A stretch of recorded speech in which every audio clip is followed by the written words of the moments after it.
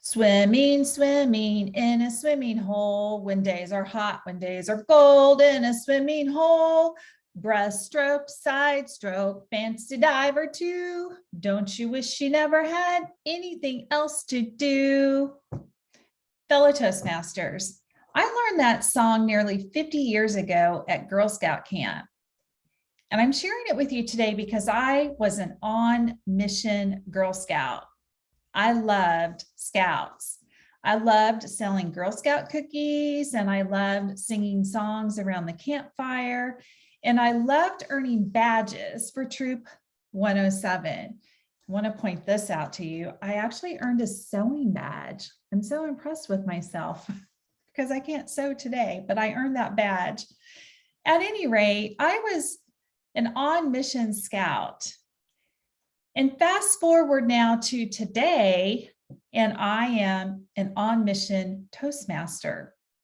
Maybe it's the Girl Scout in me, but whatever I decide to spend my time on, it's important to me to know what that mission statement is and to contemplate whether or not it aligns with my personal and professional goals, as well as my core principles.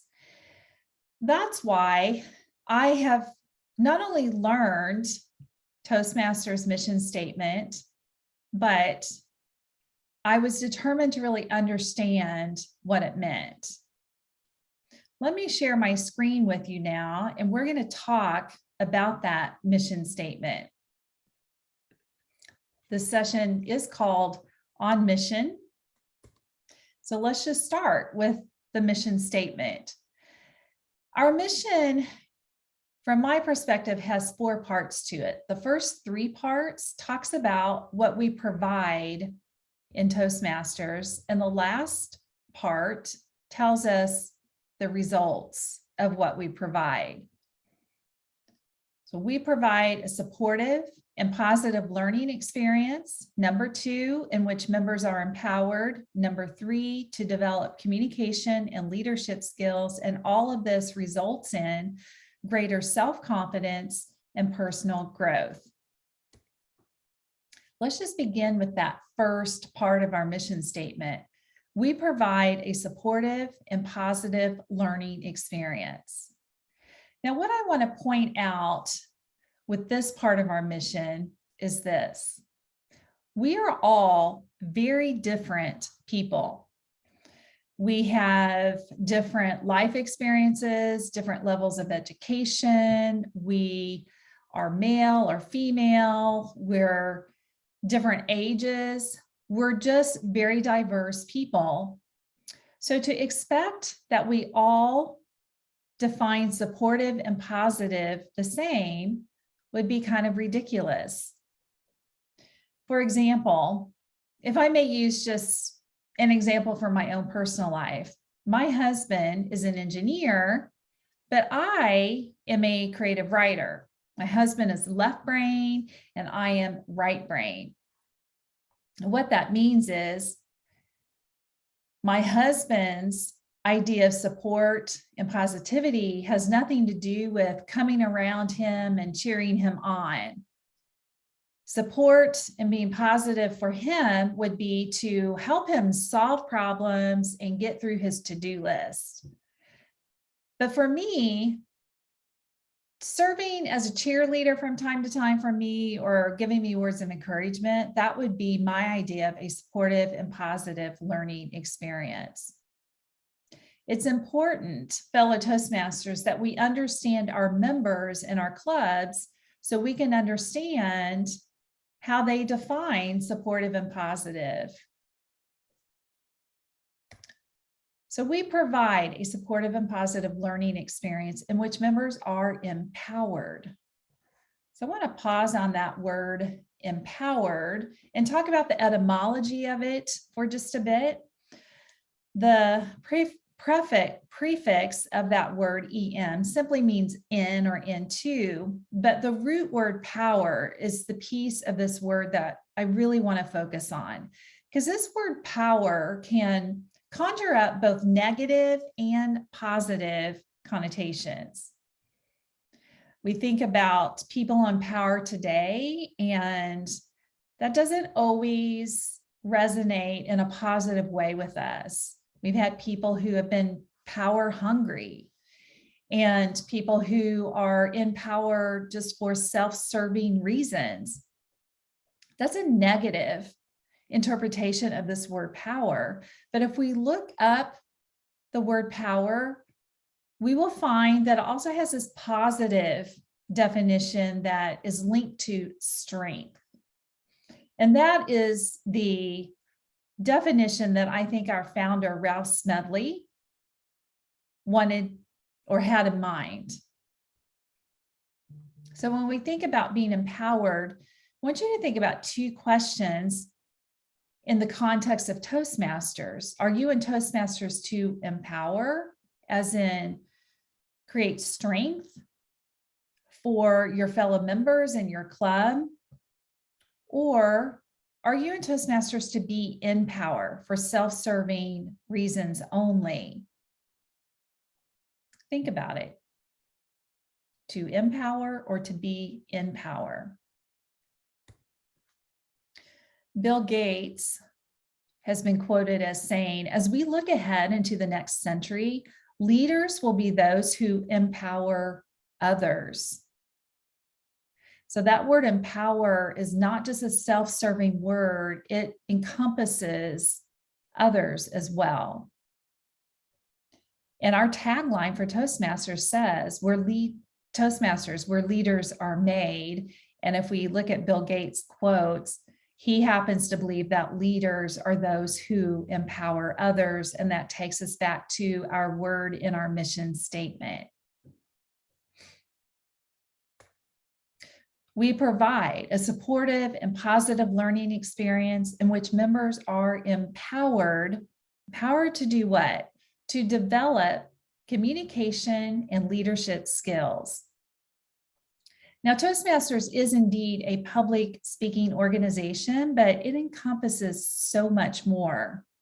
Ralph Smedley developed this program to teach communication and leadership skills, but I believe it was his intention to help us learn these skills, not just from behind the lectern and from behind our computer screens, but so that we could take these skills out into our worlds, apply them to our family environments, to our community, to our places of worship, wherever we work, whatever we do, to think about applying the skills that we learn as communicators and leaders and taking it from behind the lectern and our computer screens and actually using those skills.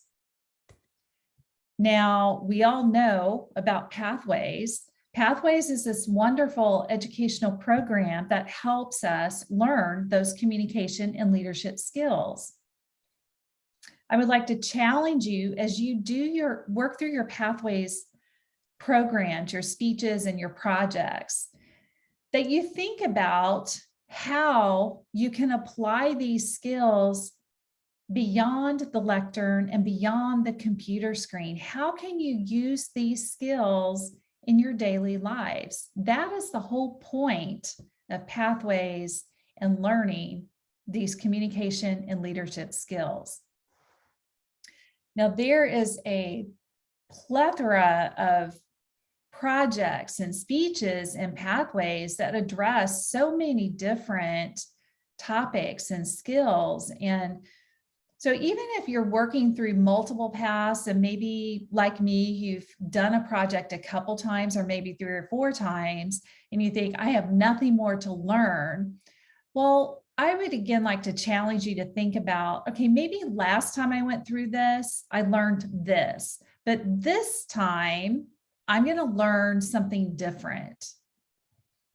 And I'll use one example here. I have gone through the leadership, I guess it's the leader, what type of leader are you, that program or that project. Oh my gosh, I'm glad I don't have an awe counter here today. But I have done that project a couple times. And the first time, my style of leadership was democratic. The second time I took it, it was more of a coaching style. And not that either of these types of leadership styles are better or worse than the other. I happen to believe that situational leadership is probably the best, depending on who you're working with and the type of situation that you're working in. You need to adjust and be able to be a different type of leader. But when I worked through this project the first time, I leaned more towards the democratic style. And the second time I leaned more towards a coaching style. And I think that was because when I worked through the project the second time, I was actually serving as a coach for a club. And so I was having to learn those skills and hone those skills through that whole process. And I learned so much. So I leaned more towards a coaching method the second time around. And so that was just an example of how, one time I really had my focus on one particular way, but the second time I learned a different type of leadership style. So think about learning those communication and leadership skills as you work through pathways, and really being present as you give your speeches and as you give your evaluations and as you work through projects, and really just glean everything you can from the experience and then apply it beyond the lectern and beyond your computer screen. We provide a supportive and positive learning experience in which members are empowered to develop communication and leadership skills. So why are we doing this? Ralph Smedley could have ended the mission statement right there. So let me read it again. It reads just fine without adding this last part on. We provide a supportive and positive learning experience in which members are empowered to develop communication and leadership skills. Period. That's all good, but Ralph Smedley wanted us to understand what all this meant. What are the results? The results are this: greater self-confidence and personal growth. So yes, developing those communication and leadership skills is important, but the end result is actually becoming our best selves. When we are our best selves, we can in turn contribute our best to others and to the world in which we live. Greater self-confidence and personal growth is the ultimate end result of our mission statement. So let me ask you this question. What if all of us were on mission this year, individually and collectively? Every time we worked through a Toastmasters speech or presented an evaluation or worked through a project, what if we had our mission in mind and we were always focusing on greater self-confidence and personal development? In other words, really getting the most out of this whole Toastmasters experience, and not just reading our mission statement from time to time, but knowing it by heart and understanding it and living it. Say our mission statement with me. Go ahead at home, say it with me, say it like you mean it. We provide a supportive and positive learning experience in which members are empowered to develop communication and leadership skills, resulting in greater self-confidence and personal growth. Swimming, swimming in a swimming hole. When days are hot, when days are cold, in a swimming hole.